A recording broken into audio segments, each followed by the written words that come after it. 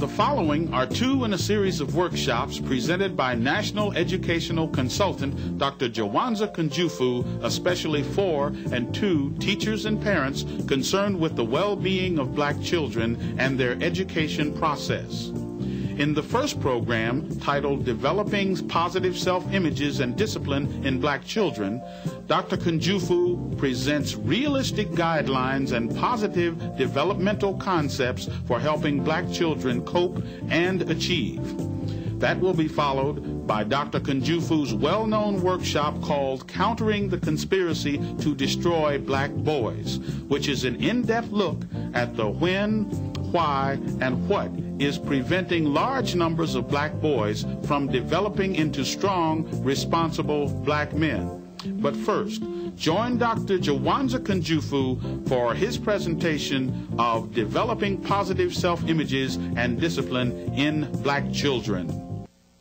Before we look at the workshop on developing positive self-images and discipline in black children, my major position remains the same. I believe the children are actors, and they act out what they see in us. If the teaching 201 cannot get along to teaching 203, you have the exact same problems with children. If parents tell their children, don't do as I do, but do as I say, they have not taught them what's correct. They're taught them to be inconsistent. I repeat, children are actors, and they act out what they see in us. Now, I believe my workshops can be informative, but they cannot change attitude, and I'm very disappointed about that. I work hard with regards to research, but certain things cannot be changed, especially with regards to attitude. What am I getting at? As we begin to look at trying to close the gap or improve black student achievement, my major concern is you cannot teach a child that you do not love. And there are large numbers of children in classrooms where they are not loved. I also believe you cannot teach a child you do not respect. And there are large numbers of black children in classrooms where they are not respected. And then last but not least, I also believe you cannot teach a child you do not culturally understand. In other words, we have integration, or should I be clear, desegregation. But we have many teachers who do not understand the culture of black children. And you cannot teach a child you do not culturally understand. The program is called Closing the Gap, trying to close the gap between black and white student achievement, trying to increase black student achievement. For example, the average white European child on the Iowa, California test is scoring at the 60th percentile nationwide. The average white European child in America on the Iowa, California test is scoring at the 60th percentile nationwide. The average black African-American child in the same test is scoring at the 30th percentile nationwide. Now, what explains this 30-point differential? There are at least 5 different reasons, and I'm in trouble if you give me more than the 5 I'm looking for. But there are at least 5 reasons for this gap. What do you think contributes to this differential between the average white child scoring the 60th percentile on the Iowa and California test and the average black child scoring the 30th percentile on the same test? What are some of the reasons? Okay, and your first name is? Shirley. Couldn't even get a water break because you answered so quickly. So Shirley, I think it's number 4 on my list, and that's the cultural bias of the test. And Shirley, I like to call that the curriculum, not just the test, but the curriculum in terms of their cultural biasness. I want to also look at the issue of methodology, learning styles, and I want to look at what you just mentioned, and that's evaluation design, the test itself. Any other reasons besides the curriculum, methodology, evaluation design? Any others? Yes. First name? Gwen. Gwen. Perhaps expectations? From whom?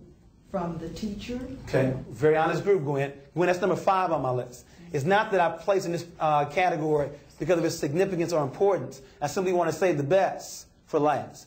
I want to talk about everybody else first, and then we'll begin to talk about you. So, Gwen, we'll be getting to you in a few minutes. Any others? Yes, first name? Richard. Richard. Expectations from the parents. Okay, and Richard, that's number 2 on my list. Parental involvement and support. I was wondering if this group would blame the one we love to blame the most, and that's the parents. First name? Lois. Lois. I think the child's expectations. And Lois, do you mind if we also connect that to self-esteem for students?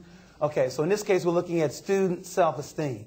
Now, there's one more. There's probably a lot more. But the other one that we have to have in order to continue, and that's why we have it in the number 1 position, it's so easy to, so difficult to identify, and that's the peer group. We are very concerned about the peer group. Now, I'm very proud of this particular group because in most workshops across the country, beside these four, and the one we were also looking for was the peer group, many times people say, well, it's ability. There's at least one or two persons in this audience that believe it's ability. And then every once in a while we get someone who also looks at the environmental factors, racism, economic deprivation, sexism. And we acknowledge that. There's no way in the world that these stats are not also affected by economic deprivation and racism and sexism. But see, in an hour workshop like this, we may not be able to change how Ronald Reagan thinks, or David Rockefeller, or Caspar Weinberger. We may not be able to change what white men make, $403 a week, and black women make about $234. We may not be able to change that. But we can change the influence of the peer group, parental involvement, student self-esteem, the curriculum, teacher expectations.